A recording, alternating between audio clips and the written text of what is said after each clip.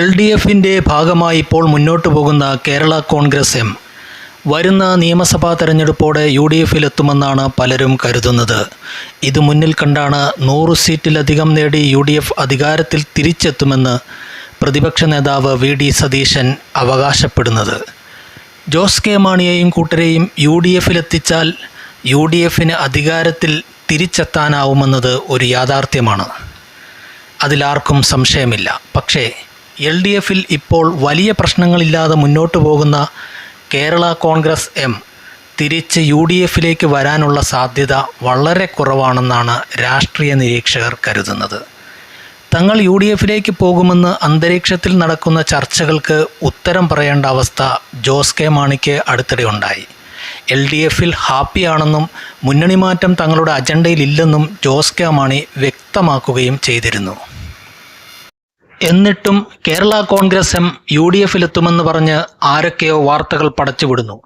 അടുത്തിടെ UDFിലുള്ള കേരള കോൺഗ്രസിൻ്റെ നേതാവ് PJ ജോസഫ് കേരള കോൺഗ്രസ് എമ്മുമായുള്ള ലയന സാധ്യതയെക്കുറിച്ച് പറഞ്ഞിരുന്നു.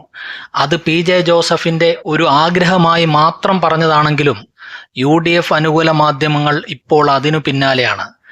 കേരള കോൺഗ്രസ് PJ ജോസഫ് വിഭാഗവുമായി ലയിച്ച് കേരള കോൺഗ്രസ് എം UDFിലെത്തുമെന്നാണ് പുതിയ പ്രവചനങ്ങൾ.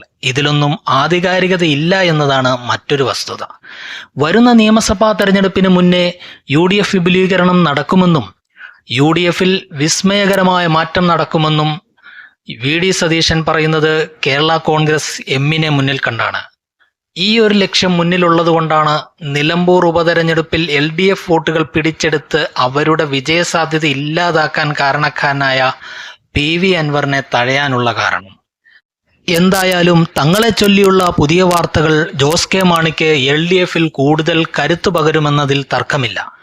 വരുന്ന ത്രിതല പഞ്ചായത്ത് തെരഞ്ഞെടുപ്പിൽ മധ്യ കേരളത്തിൽ കൂടുതൽ സീറ്റുകൾ വാങ്ങിച്ചെടുക്കുവാനുള്ള അവസരമായി ജോസ് കെ മാണി ഈ സാഹചര്യം ഉപയോഗപ്പെടുത്തും. മാന്യമായ പരിഗണന നൽകി കേരള കോൺഗ്രസ് എമ്മിനെ മുന്നണിയിൽ ഉറപ്പിച്ചു നിർത്താനുള്ള ആഗ്രഹത്തിലാണ് LDFും. അപ്പോൾ പിന്നെ UDFിൻ്റെ ആഗ്രഹം എങ്ങനെ നടക്കുമെന്ന് കണ്ടറിയേണ്ടിയിരിക്കുന്നു.